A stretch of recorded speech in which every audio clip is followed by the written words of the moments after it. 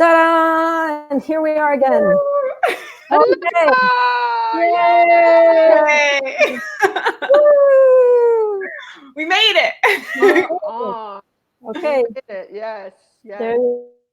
These are events these days. Good evening, everyone. Thank you so much for coming to spend your Saturday evening with us. I've been looking forward to this for so long. I'm going to try not to move my body too much. My kids have been telling me, like, if you move too much, it's glitchy. So, so I'm going to try to stay still in the stillness of the moment. So Rachel, Eliza, it's so good to see you. It's so wonderful to have this opportunity to chat with you. So let's get started. So I wanted to start by recalling how we met, because it was such an extraordinary kind of meeting for me.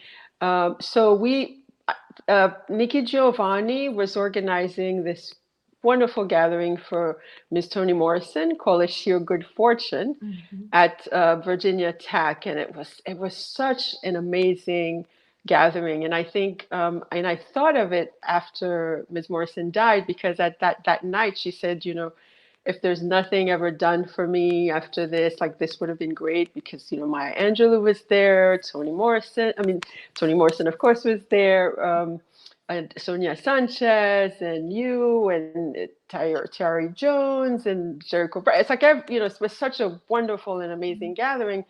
And I remember right before we went on, before the stage part of it, there was a room there with, like, all this, amazing power in this room, and I just saw you, like, at the door, and it seemed like you were like, should I come in? Should I not come in? And I'm always just, like, overwhelmed in moments like this, because I'm thinking, like, oh my goodness, like, and then I was like, come in, and I think I feel like I pulled you in. So that's how we met. And then and I have been reading you and really enjoying. So I'm really excited for this new book, and excited to talk to you about it. But so I want folks to know how we're going to proceed. So Rachel Eliza won't do a straightforward reading, but so we're going to talk and then try to weave some of her reading into the the conversation. So and I'm sitting here with some of my ancestors behind me. That's my grandma, that's my mom, that's my grandpa, that's my dad. And so I thought one of the things that, like, one of your poems that I go back to a lot is from Lighting the Shadow, The Dead Will Lead You. Would you, as an opening to this conversation, would you honor us with a reading of that? I'd be happy to. Oh my goodness, Edwidge, thank you so much. Thank you. And thank you, Books and Books, and Christina and Mitchell, and everyone who's watching on their Saturday night. I remember all the food in that room too, Edwidge. It was a good meal, so to speak. Yeah. This is a spiritual feast. Yes. This poem is called The Dead Will Lead You. The dead will lead you across scarred meadows, red, blue, white. The star-flung sky scrapes gold grass, unknown milk, endless the stone figures in the fields. Who will embalm our bones? Shattered inside of mythologies, we are idols, praised by blood and sun. You will call and listen for the children cradled in moonlight, side by side, their silence deranged, deflowered by ghost tremors. Years pulse the skull, the ashen hills, the expanse of desert shorn with prayers. You walk alone through mirages, museums, eyelids, water, estuaries, where wings repeat flight until this desire is memorized. This is what you must learn by heart. The closed flesh as commandment, a terracotta smear of fingerprints praying along the blue cave. Mercy is the pulse of lupin in a yellow field. My mother's eyes are forgotten vases of irises. Lighting the shadow, a woman crawls out beneath her own war. Ruin, I have lived inside your estate. I remember the night horses, reckless with beauty, when the trembling poured through my windows. The animals surrounded my bed as we floated through the house, the world without sail, anchor, ornament, or oar. My memory was a painted mast filled with the inviolate breath of what history can blow apart. So beautiful. I thought of that poem because one of the things that I keep thinking about in this COVID moment is the lack of rituals that for the dead, or limited rituals that were allowed for the dead. A lot of us, even the dying, like people who you can't be with your loved ones as they're dying, and you and I were in touch a bit around the time that our mothers died. Both our mothers died around the same time, and I try to I try to imagine what that would have been like if, for example, how people now have to, they have to talk to their loved ones on the phone while they're dying, and this absence of the suffering from rituals, which leads me into seeing the body. So seeing the body for you certainly has another layer of meaning because you're a poet, but you're also photographer. You're a photographer. So what does seeing the body mean to you, and how does that connect overall to the to the hyper vigilance that it takes to be in a Black body right now? I mean, seeing the body, there's so much space in it. And it's like, it's very specific because it's the body, it's our bodies, it's my body, it's my mother's body. And I like what you said, and I'm thinking about it almost every day as having loved ones pass away during COVID, but also having a constellation of friends who are burying mothers, grandmothers, grandfathers, cousins, parents, and the need that we have for ritual or things that we do to honor and celebrate life. And so right now, I've been very interested in the language that is being used across various channels to talk about like Black bodies, and this kind of tension of there can be a way that language can say Black bodies and people stop seeing Black faces. And then the way that to claim our Black bodies is also to claim our joy, our gifts, and the things that were passed on specifically that feel Black to me, what I would say Black. And it's such a spectrum. It's the diaspora, it's the whole world, that kind of thing. Specifically in this book, I really was thinking about the privacy of a Black body, a Black woman's body, and trying to hold on to that privacy. But then also the other ways that during my grieving, that ritual meant I had to look at other Black bodies that were being, murdered or dying during the time that I was writing this book.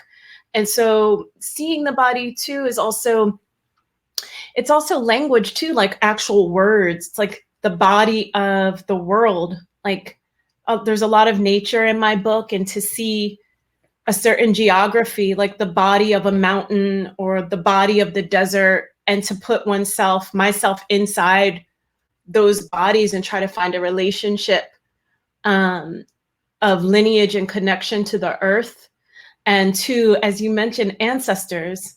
And what does that mean? And I think that's happening now in a very urgent, immediate way of claiming our bodies, but also resisting language that tries to oppress, incarcerate, or make Black bodies invisible. So I think all of those tensions are kind of pulling in the book. Because seeing the body can be, it's a gesture, but it's also like an act. I think that's some of it.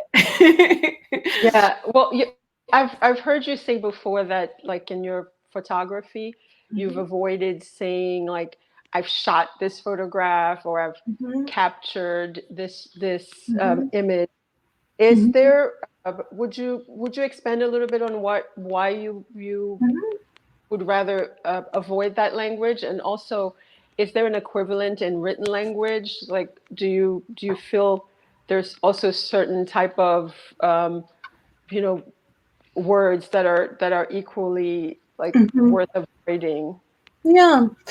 No, I love that question. I think from the moment that I really claimed photography as a space for me to exist, one, I always wanted to photograph Black people and specifically Black women, because to do that felt very radical, because it would mean for me to see myself too and to see that I could be in a photograph. But what bothered me, and this is probably the poet exerting her energy, is that oftentimes there's a language of, we're going to have a photo shoot.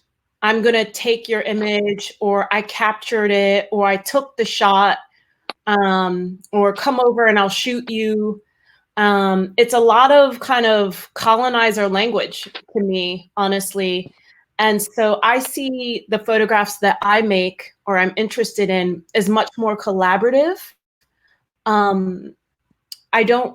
I guess I don't want to go towards harm, especially toward Black people in my photography. I want to go towards joy and love, but also want to show the complexity in that. So I constantly, in a way, am very vigilant about the language that I use when I'm making a photograph, especially if I'm making a portrait of someone. Like, I'm not taking or capturing anything from them. They're either giving or allowing me to see them, which is always great. But I don't want to think I ever harm someone's dignity so that I could get a good shot of them. And I think this is an issue now. There have been, in this past week, these wonderful features on Black photographers in this country narrating visually what is happening now, our story and what we want to see and how we want to see ourselves portrayed, versus different kinds of, the videos now. It's a very tense thing because, would America believe what happened to George Floyd if there weren't a video or an image? Would we be having a civil war right now if there weren't the video? And so there's a very strange energy with the apparatus of a camera or a photograph to show what is happening. And at the same time, I feel there's also a counter action that's happening with Black photographers, Black women, Black men, Black trans artists coming together to reclaim our bodies and visual space. And I'm all about that. I think it's really important. And when I've worked with different people photographing them, Black people, they're not used to seeing someone who is Black behind the camera looking at them. So I always want to look at Black people with love, and I'm looking with them. They're not an object for me to look at. I'm looking at them as much as they're looking at me, with me, like we're looking together. So my photography process is a bit more collaborative. Even when I work with models, I'm very mindful that this is a human being in front of me. It's not something to make that I own or is an object. So I think that's very important. And it goes back and forth with my language too, as far as the poems I might want to write or images I'm making right now. For those, there's a wonderful feature, I think, in this week's New York Times of self-portraits with photographers, and Deborah Willis writes a really beautiful essay that I would recommend that folks go and look at. And it's a, you know, it's really gorgeous, the self-representation, but also the larger picture that goes through that, which I also see a little bit in the photographs in your book. Returning back to the words, how you talked about collaborating with models, like with bodies that you're photographing. How much do you feel like this book was a type of a collaboration with your mother? Because you talk about things that she didn't want you to talk about, and then you talk about this whole process of her dying. I remember there's one verse in one of the poems that where you call initially when you know you call and someone says your mother can't say anything to you right now, and then almost right after the poem is a conversation, almost defying that, right? And it's kind of like in Sula, we've talked about that, where you know it's like wait, as you know, wait till I tell Nell, you know, like this is a conversation that is continuing, right? So how collaborative do you feel like the writing of this book was with your mother throughout the whole process of her dying and even afterwards? I love this question so much. She's all around me all the time, running her mouth, but also like she's present. And you know, when she was in this dimension, you know, she would say, "When are you going to write my story?" And then she could turn around like mothers do on the other side and be like, "Don't write about me. Do anything but that." And so it would be that kind of confusing thing, like, can I write the story? Or are you going to stand here and tell me how to write it? When in 2014, I was down in Mississippi working on several, I was working on a self-portrait series. Several of these images are actually in the book. But it was the first time in my life that I wanted to actually center myself in a formal kind of self-portraiture. Before, I had been too nervous, or I just didn't feel it was ready, or that I knew enough about myself or what I needed to do to make the portraits. I knew I needed to go to the South. And so, you know, what my last conversation with her, hearing her voice, is in the South, and I was working on these images. And so I felt later, after she passed, that the images I then began to take, I would also get to see her in my own physical body as a Black woman. I get to see my mother and hear her. But I also felt that as I was writing the poems, I never have a poem where I try to enter her voice or tell things from her perspective, because I think that's hands off, like that's her privacy. But I do hear her all the time. And I think anyone who grieves a mother, you keep talking. They don't, I mean, I'm thinking of something in Art of Death, of like that you wrote about, like, you're not haunted because everything, you know, you're not haunted, but she's there. It's not a haunting. And my mother, she shows up, I hear her voice. She's very funny, and she really misses the world. And I know that I could just feel something shift in me that was altered as I started to actually think maybe this is a book, because at first I didn't even want to think that, because then it meant, oh, she's really not coming back. But in my last conversation with her, she really encouraged me to do my art and to keep going with it and to take some risk and not be afraid. And so any situation I'm in where I feel afraid, I hear her immediately telling me, "You girl, I didn't give you all this for nothing. You know, you better do it." And so, and I go towards things with a fearlessness now that feels collaborative, that she taught me. And she taught me how to love people and be kind. And so that is in the book too, that transformative energy. So I feel, you know, I feel her all the time, and especially now. Well, is there a poem, a particular poem that you feel like speaks to that you want to share a little bit with us from? Yeah, sure. Let's see. I could read the title poem. Okay. Mhm. Or I could read comedy, which is more, has like something she actually said to me. Mhm. I think I'll read comedy. It's a little shorter. Mhm. Comedy. I am here before the nurse brings my mother breakfast.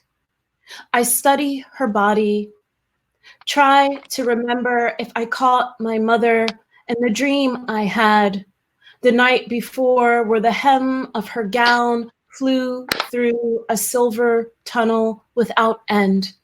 Her skin went right through my hands whenever I was close enough to save her.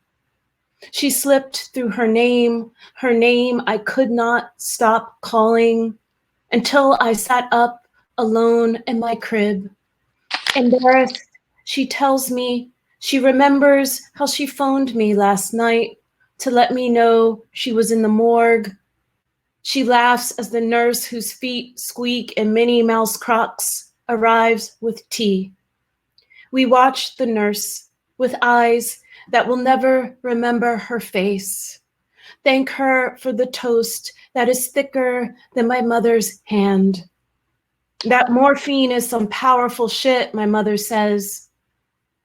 I agree with her, as though she has merely mentioned it is cold outside, though I have rarely had morphine and have never made courtesy calls from the morgue. It was late, and I didn't know where I was, she says, because that wasn't death, which means I couldn't have called you from that place. This is my new mother, who has finally admitted fear into the raw ward of her heart. This is my mother who flew away from my grasp in the tunnel without end. The woman who could not wait for me to grab the white edge of where she was going. I was afraid, she says, looking over the rim of her plastic cup. She shakes the world, chipped ice between us. Yeah, don't go and write about me like that, she says. I already know you will. Hmm. That's so stunning. My mother used to always say too, don't write about me. But as she was dying, she kept this cassette. So I think I thought she maybe wanted me to write about her, but in her own voice. And Mm. so I want to talk about joy too. I don't want to leave folks with the impression that this is a funereal book. There's a lot of beauty and beautiful joy. And so in the photographs in the section that you called Daughter Lyric Landscape, you're dancing in nature and next to an American flag. Juneteenth was yesterday. And this week, Imani Perry, the brilliant Imani Perry gave us this really beautiful essay in The Atlantic called Racism is Terrible, Blackness is Not, in which she talks about, she says that the narrative boils down quite simply to this: we are still here. Praise life. After everything, we are still here. In Haitian culture, we have an expression that like "Pito nous l'aide nous là," better that we are ugly, but we are here. So that also resonated in that. And she says that joy is not found in the absence of pain and suffering; it exists through it. Can you talk a little bit about joy in the midst of both communal pain and also personal pain? Is joy also a way of honoring not just the mothers who birthed us, but just the Mother Earth, the rest of it? Like, what is the role of joy, do you think, in your work? I feel as though inside of grief itself, there are all these kinds of, magical, almost surreal, supernatural, spiritual things that happen. And while you have sorrow, you don't want to miss the signs that you've survived and that you can go on with the stories and carry the lives of the people who you love, but who also loved you. And so, I'm thinking as you were mentioning Imani Perry, who is so brilliant and just amazing. That piece is so good. It's like, there's no way Black people would have survived without joy, without Juneteenth. The human spirit, it's like in the midst of things, that way that people will laugh really hard at funerals and tell stories and celebrate this very profound spectrum of tears, but also like tears can come when you're laughing. My mother loved laughter. She loved funny humor. And I just felt that I didn't want to miss that about her life in this book. And I also think of, just now I'm thinking of the great poet Lucille Clifton, who most of the books I have that she signed for me, it says joy with an exclamation, this kind of reminder. And when I think of Audre Lorde and June Jordan and Lucille Clifton, Toni Morrison, just so many, this need, and it being a radical act to claim joy, because the world would want something else for us, but we can say what we want, and to give joy to each other seems like a very revolutionary act. And I mean, thinking of the day that I met you, the joy of looking in this room, it was like the living room, the porch. It was just this thing of family that felt so beautiful to me. And so I also didn't want my book to be like a one-note elegy where, it's just she's gone, she's gone, she's gone. It's she's gone, but my God, she was here. And when she was here, she left a ruckus. Like she just left a lot of miracles in her wake. And I'm one of those miracles. And when I think about elders and lineage, we are their miracles, because we're here. And will be miracles for those coming who are now, they're here and they're out here doing it. And I just think that's such a beautiful way of to be thankful for the tears I cry missing her, but also to dance. She liked a two-step to some Supremes and some Smokey Robinson. She liked a good two-step and turn on the music and dance for no reason. And that joy and survival in her, I needed that to be in the book, because as I went through my immediate grief, that would come to me. Her laugh, I don't ever want to forget her laugh. So it has to be in a language for us to remember our mothers were able to laugh, in spite of, because of, against which. So joy coming into where I am in my life right now, every day, I'm like, I'm fortunate, I'm lucky, I'm grateful. I feel really good, actually. I miss her, but I feel excited about what is happening right now. I really do. And I think there's also a sense of freedom in joy, and it's joy in spite of, it says joy through pain, as Imani Perry wrote in her piece. So recently, I mean, I know you love Nina Simone, and as you were speaking, I was trying to think the title of that song, like I got my hair, I got my it's like the first half of the song is kind of what I ain't got, right? I got no money, ain't got no, and then it's like, what have I got? And it's like, I got my hair, I got my, and that's sort of like the counter to the joy in that.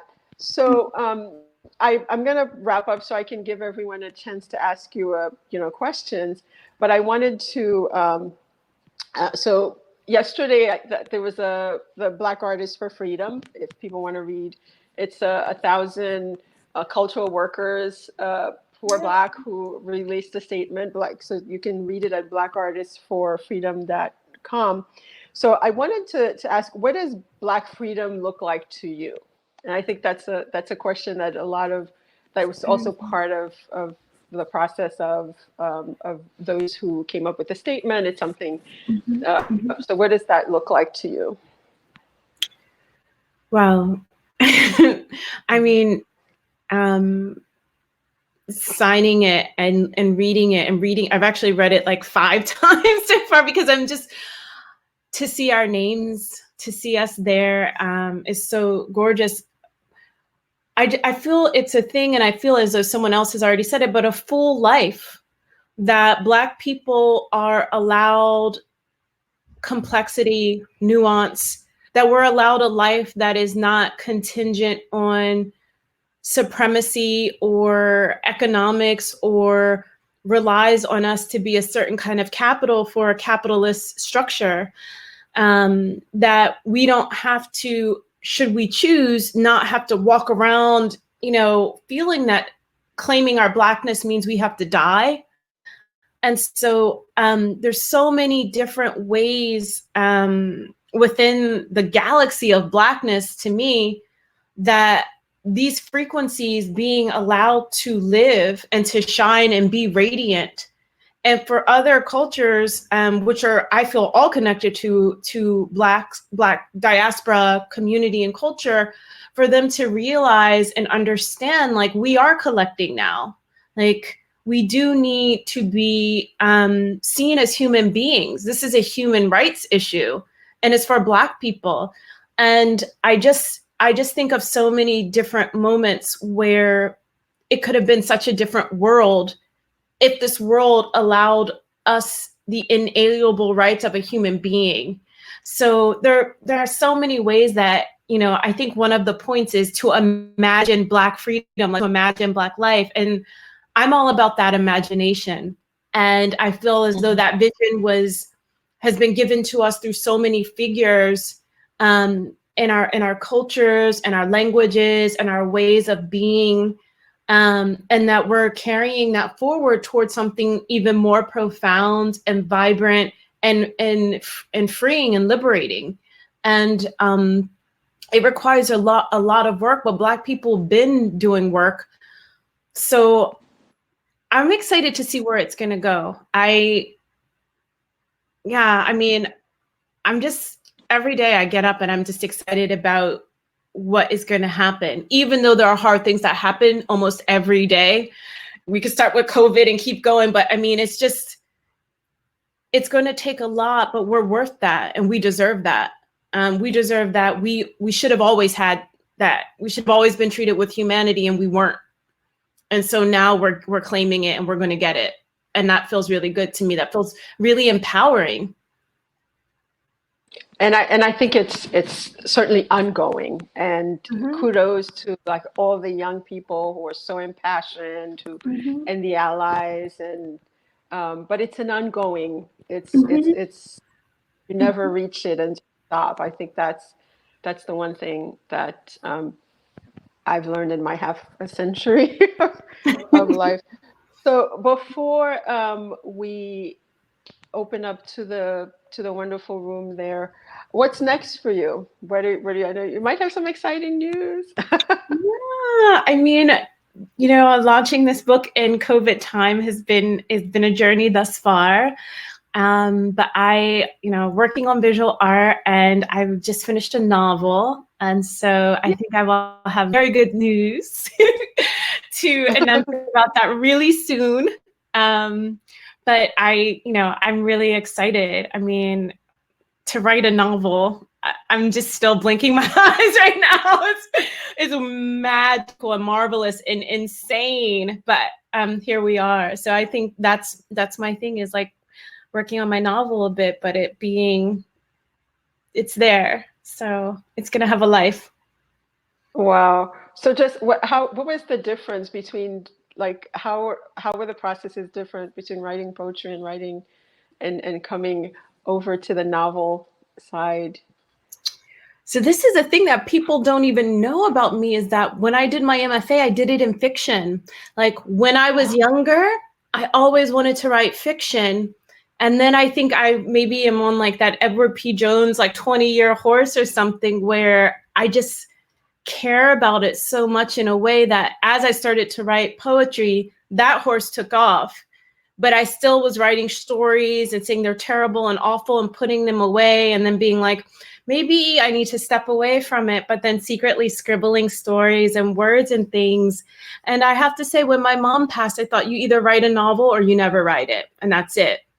And so I now will definitely call myself a novelist. I will add that with joy and putting the work in to my different, genres. And so it's very different though. It's not the same. I'm not the poet who wrote a novel. It's like, no, it's a whole different thing. And I'm learning a lot. I'm very stretched. So all the admiration, actually, like really, it's a lot. But it's something. Yeah. I can't wait to read it. Is Christina going to let the room end? I'm here. I'm here. Oh, there we go. Oh my God! So, wow. Question. You are both. And congratulations so on finishing the book. Oh my God! Congratulations. That's fantastic. Okay. So for Rachel, verse and photography, how do they compare to prose in their ability to inform?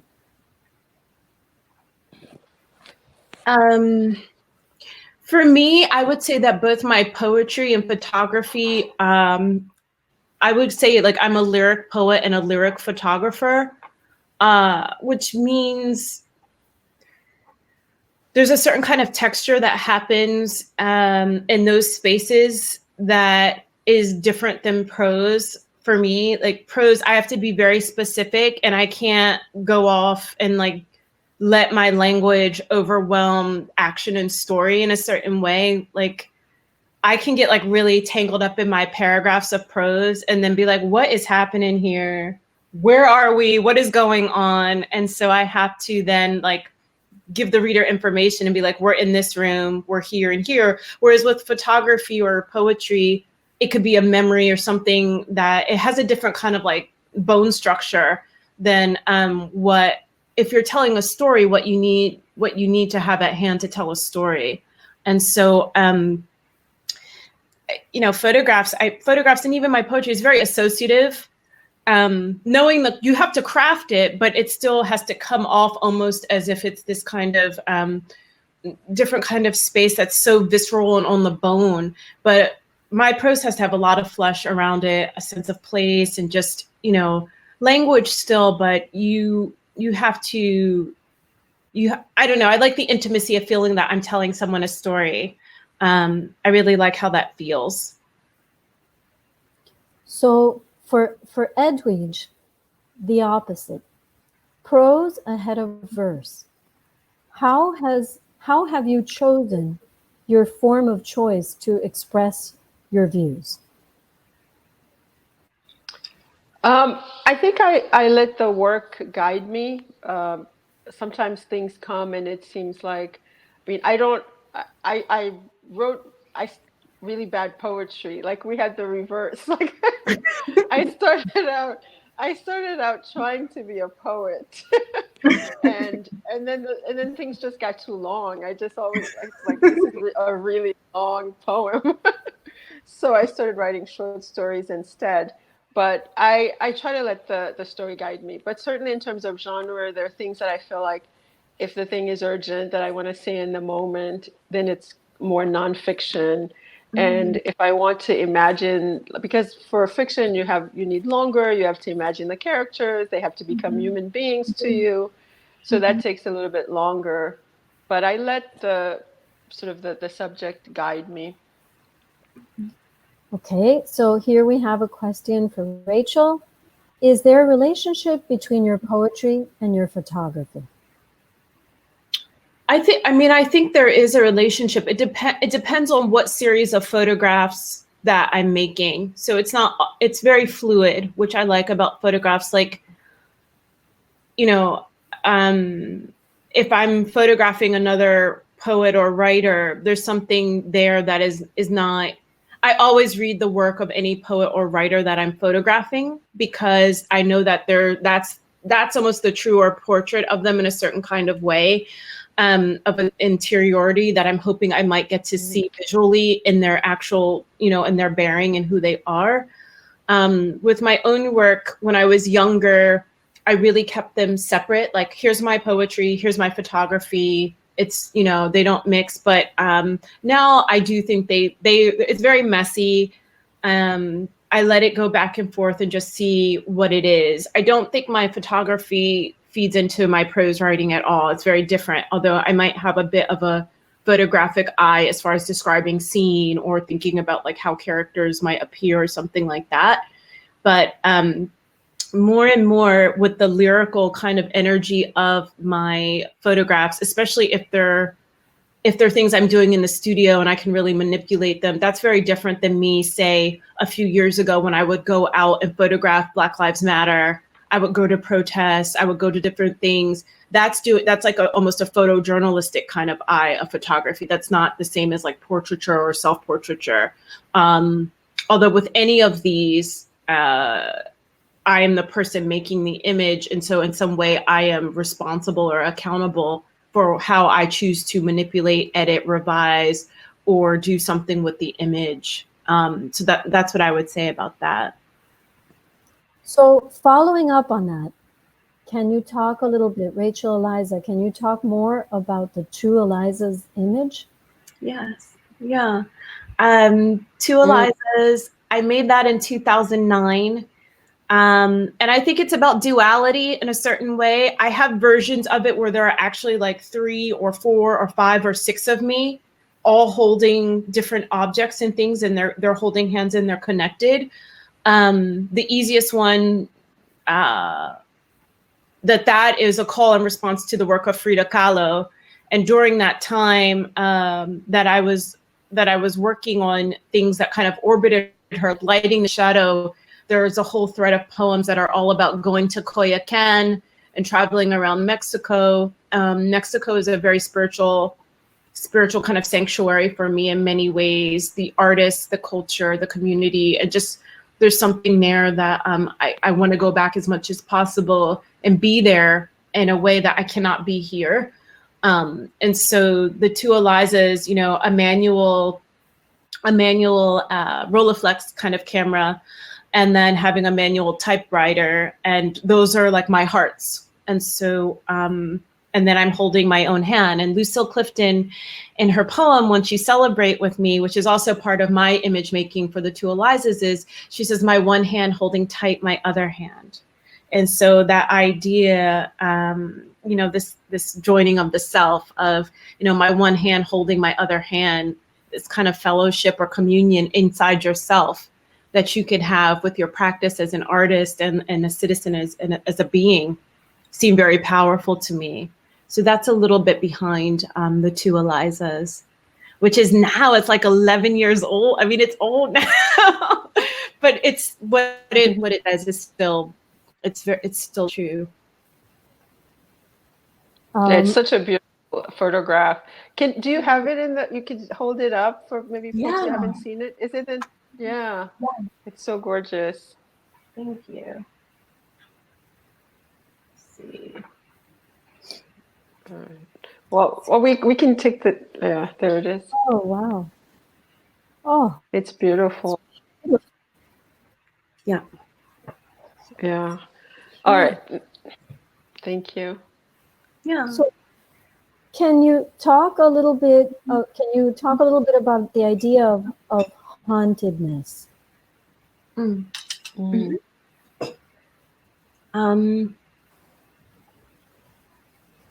Well, I think just in a very specific way to talk about hauntedness, when I'm thinking about the photographs, for example, that are in the book, I think some of the landscapes that I went to visit, for example, like going into the South and even some places in the desert, trying to be aware of what has come before you and to think of like the earth and the planet in a way that acknowledges the presence of spirits and beings existing in the same space that you are. And some of the photographs in seeing the body, I was in Mississippi And I was working on a project about William Faulkner, and specifically the Black woman who raised him, Callie Bar Clark. And I felt this kind of haunting at Roanoke that dealt with her life, and literally like the house of hers that is on Faulkner's estate, which usually is not open to the public because the inside of it is not stable. But I found that that was the place almost inside of Faulkner's life and work and like his living space that I felt most connected to. And when I went back to that cabin, I heard some women talking, and there was nobody there, but I heard these women talking, and I just thought, well, who are they? And so then I asked if I could come back, and I started to make these photographs. But I literally heard some women talking, and they did not sound like us talking at all. And I kept circling the house and looking like, where could they have come from? But I know that they, you know, they're connected to that house and to William Faulkner and Mississippi and everything. But that's literally why I came back to Mississippi. And who knows in what time sequence. I had no idea that I would go to Mississippi and weeks later I would be fleeing Mississippi so that I could be next to my mother when she died. So this kind of non-linear weird space where I felt almost like I had slipped into another space and overheard something that was already happening. Not to get too woo-woo, but I do really believe in hearing spirits and acknowledging spirits and having, as Edwidge was saying, ritual. And so when I heard them talking, I promised I'd come back. So, and it led to some of these photographs. So I guess a follow-up, I guess from me, maybe it's traces. You know, people leave traces everywhere. Anyway, I kind of wish, it's also, I wish I could like put my hand, you know, and touch you here. Can we try that? I don't know if it would even work. No, because it would go in the opposite direction. Okay, nah, not possible. Were you gonna say it's also continuity, right? I think it's also continuity. And, you know, Rachel, Eliza, you've talked about this feeling like the sense of communicating with, you know, with the dead. And I think that's why, that's one of the reasons I love that poem so much, The Dead Will Lead Us. I think it's a kind of continuity that in some ways they were always with us. And your mother's always with you. My mother's always with me. Yes. Okay, here's a question about Rachel. I've heard you talk in previous online sessions when you described meeting Edwidge at a dinner. She invited you to fix a plate. I'm doubly jealous hearing Edwidge recall the same encounter. So I'm not sure if that's a question, but maybe. I mean, I can just say from my point of view, I mean, that was a moment. I mean, it really, because I was standing kind of out in the hall. I thought, oh my gosh, like Angela Davis, Toni Morrison, Rita Dove, Maya, Edwidge. And I just thought, how can I walk into this room? And it was this kind of green room. And Edwidge looked over and she's like, come on, you know, and I just thought, wow, like, and also like, I can't wait to tell my mom, like, oh my gosh, I got to like sit here and like, you know, hear Maya Angelou's voice float over. I think that was the last time I actually saw her in person. And it was profound. And also what I think it makes me feel is that if I'm in a room now and I see a quiet, shy poet or someone sitting there, I'm like, are you hungry? What you doing? Come over. And it's like, I like what Toni Morrison says, like, if you're free, it's like your job to free somebody else, or what she says, like, this isn't a grab bag where you just do, you know, it's like we all have to eat. And I felt in that moment, it was like the barbecue with the potato salad and Edwidge was like here, you know, and it was just a magical, as a very young emerging writer, that was a magical moment for me that happened in, you know, it just happened and it was so great. I mean, and those moments where you feel like, why am I even doing this? I just think of that table and I think of the kindness, which I think is really important. The kindness that was shown to me for no reason, just because Black women were in full force this evening, that this happened, and it was lovely to celebrate us. And so that's, I love telling that story. It's like your relatives, remember that time, and then you're like, yeah, and then it was, what was Jericho saying? It was great. It was really nice. Well, I think, for me, it was like, first of all, I couldn't believe I was in that room. And I felt like, and this is like, I bring, even now when I, like at Ms. Morrison's memorial and these other things, like I bring my daughters. And I was like, she's let me bring her. You kind of want to bring someone in there with you, because it was such an extraordinary thing. But and I remember, one of the things like that night was just, it was also, I mean, that sheer good fortune, that quote, and I think it's in Sula, right? It's a sheer good fortune to miss somebody long before they leave you. And I've kind of been circling back to that, just in this time of crisis, in this time of like, we're all watching these, the Facebook funerals where people are slipping away. It is just sheer good fortune to miss someone long before they leave you. And so that was really kind of a lesson I took from that. And it's so important to celebrate one another when we while we still can, while people can still enjoy it, right? My mother used to say, like, give me all my flowers while I'm still here, don't wait to put them on my coffin. So I think that was also the lesson of that wonderful evening. So you're making me cry now, and that's how I feel being in the room with you guys. Oh my God. When we first got on here today and we were testing out this technology, Rachel saw Edwidge for the first time and started crying, and then Edwidge was crying, and then I was crying, and then we were all crying. So it will end with tears. End with tears and laughter.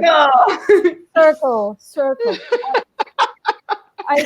I'm blown away by you both. We're so grateful that you have joined us tonight. Your book is beautiful. I hope that everyone buys a copy here. Everyone who's watching, you just need to press the button on the bottom of the screen and you'll be buying it through Books and Books and helping us out during this time, which has not been easy for us either. I wonder if we could ask you just to close with one more poem. Would you read something else for us? Sure. Yes. Thank you. I'm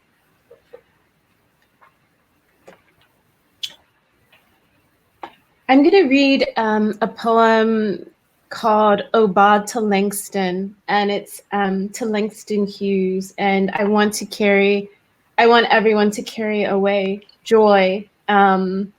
And it has some Juneteenth kind of energy to it, which I also think is beautiful. And so I'm going to read that poem to close. And again, I would really like to thank Books and Books and Christina and Mitchell and Edwidge. Thank you. Like, if I could call my mom right now and say, oh my God, Mama, like I had this night with Edwidge, and it was, but I think she's present. And I think a lot of our mothers are. So this is Ode to Langston. And I'm so glad for everyone checking us out tonight and listening and holding space with us. When the light wakes and finds again the music of brooms in Mexico, when daylight pulls our hands from grief and hearts cleaned raw with sawdust and salt water flood their dazzling vessels, when the catfish in the river raise their eyelids towards your face, when sweet grass bends and waves across battlefields where sweat and sugar marry, when we hear our people wearing tongues fine with plain greeting, how you doing? Good morning. When I pour coffee and remember my mother's love of buttered grits, When the trains far away in memory begin to turn their engine toward a deep past of knowing, when all I want to do is burn my mask, when I see a woman walking down the street holding her mind like a leather belt, when I pluck a blues note from my lazy shadow and cast its soul from my page, when I see God's eyes looking up at Black folks flying between moonlight and museum, when I see a good-looking people who are my truest poetry, when I pick up this pencil like a flute and blow myself away from my death, I listen to you again, Langston, beneath the mercy of a blue morning's grammar. Thank you. So beautiful. Thank you. Thank you, everybody. Thank you, Rachel, Eliza. Thank you so See you much. soon. Thank you, everybody. Good night. Bye. Bye. Good night, everybody.